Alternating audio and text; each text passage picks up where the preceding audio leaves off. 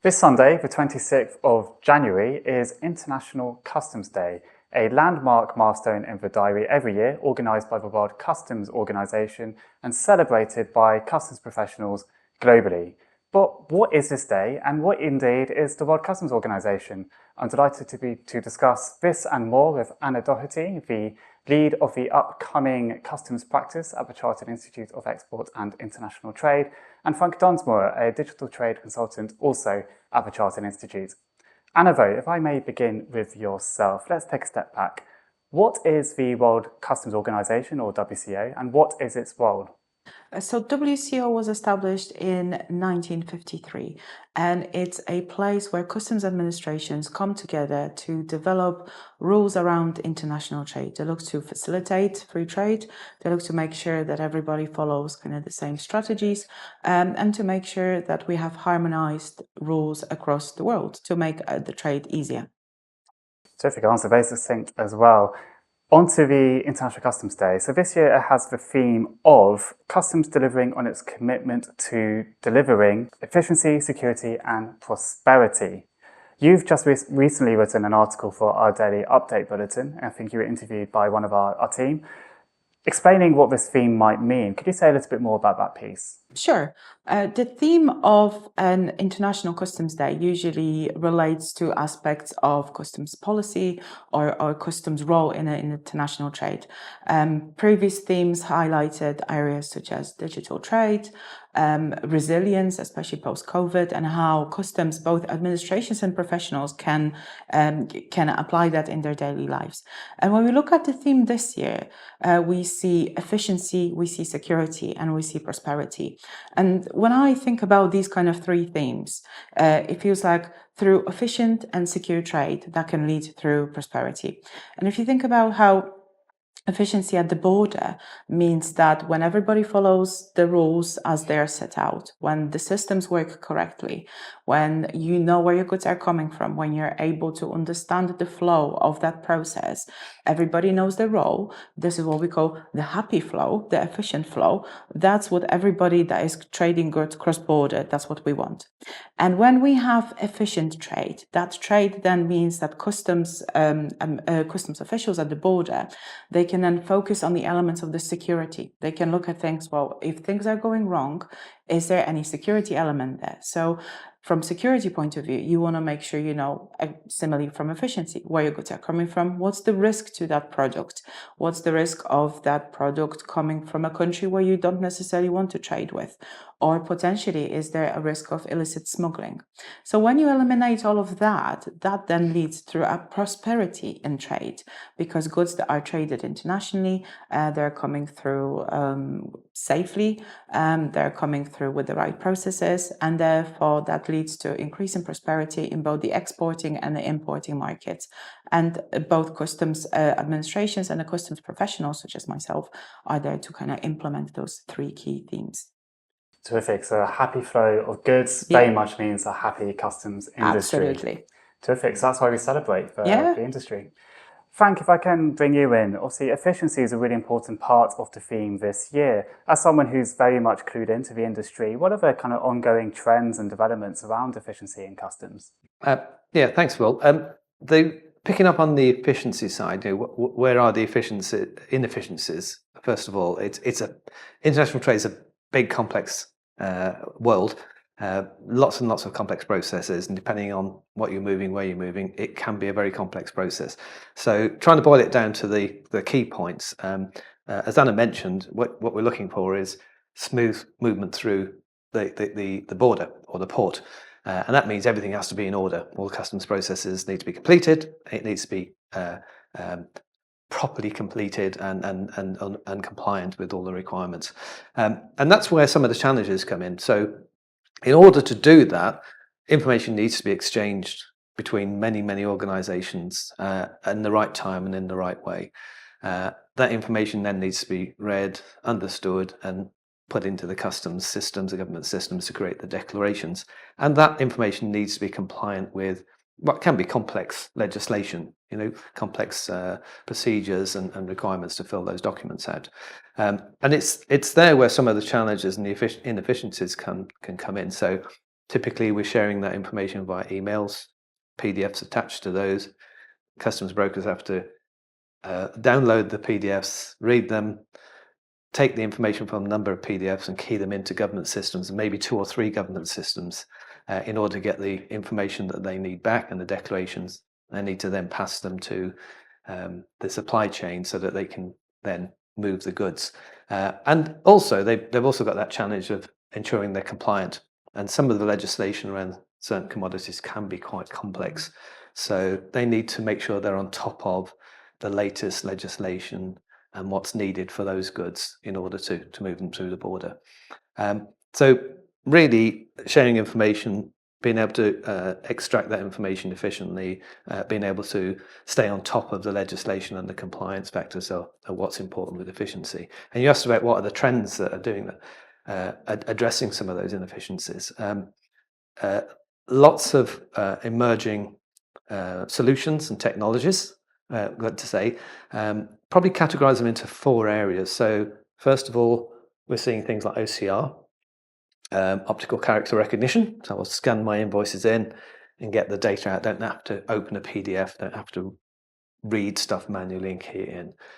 There's then automation is starting to appear more and more these days, which means the data I've just extracted automatically using OCR, I can then feed into a customs system to create a declaration automatically or almost automatically.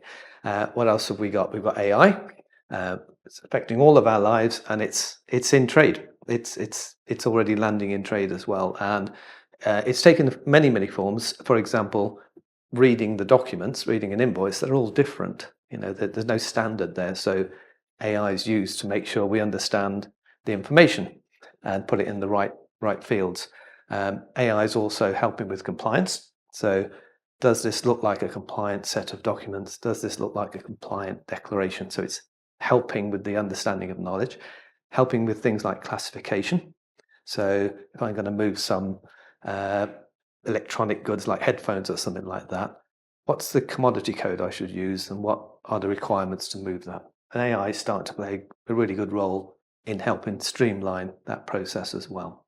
And lastly, our good friend blockchain is emerging very strongly within the supply chain industry. And the reasons for that is because it has some inherent capabilities, like when you want to share documents using blockchain, it retains the ownership of that document. So my invoice, I'm sharing with you, but the blockchain will say, this is Frank's invoice, and I'm sharing it with Will. So it retains that ownership, which is quite important, particularly when we want to exchange formal documents like a bill of lading, for example.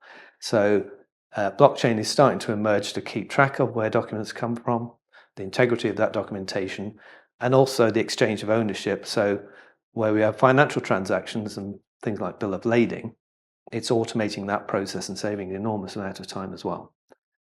Wow, there's a lot going on in the industry, a lot of great solutions. And I know the Chartered Institute has been working on hopefully a solution which kind of brings together a few of these different strands, something called Docket, which you launched recently. Could you say a little bit more about what that is? Yeah, Docket, we launched just towards the end of last year. And that's a new application that essentially creates this supply chain visibility. So across all of those stakeholders we mentioned earlier, there's many stakeholders.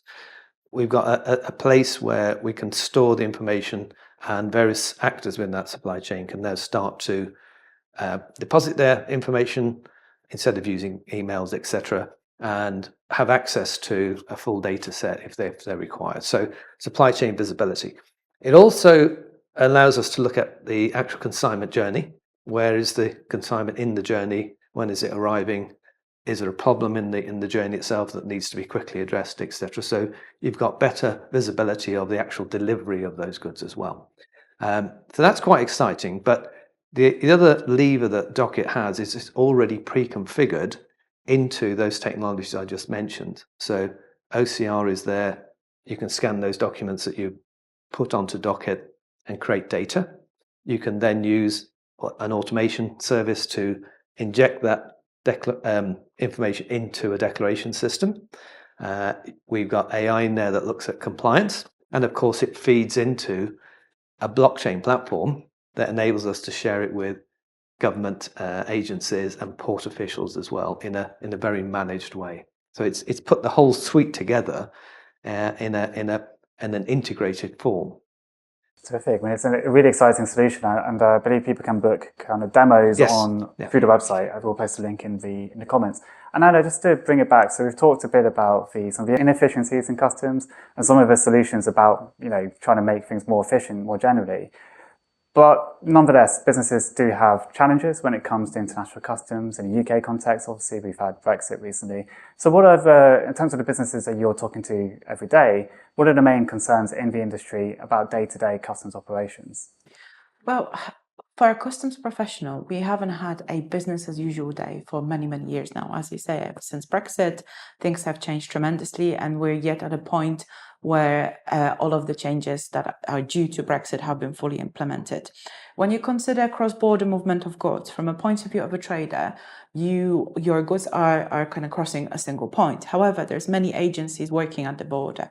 And what a lot of challenges come from is the fact that at the border, you have multiple systems and multiple government agencies that are actually looking after those systems, and that they potentially are not actually speaking to each other.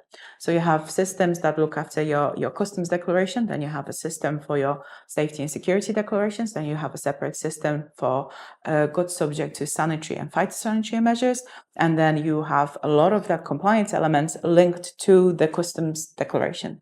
So you have market surveillance policies applicable at the border, and this is where that element of security comes from. It's not just about, which is the theme for the International Customs Day this year.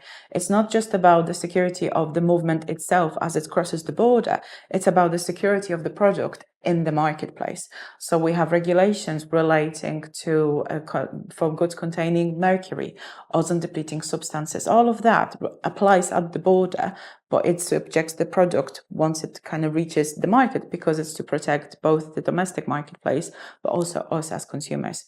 So any business currently trading internationally will be feeling the pain of the kind of constant evolving change, just as when they thought, oh, everything is okay because CDS is in place. Well, CDS as a software that does that is used to do the customs declaration, that constantly updates as well. Coding changes, regulation changes. You need to constantly stay up to date with that, and make sure not only that you're doing things the right way right now, but you're actually having to kind of horizon scan to see what is the next thing that's coming up. What else am I going to have to comply with, and how do I make sure that I do it efficiently, securely, and then that then leads to prosperity.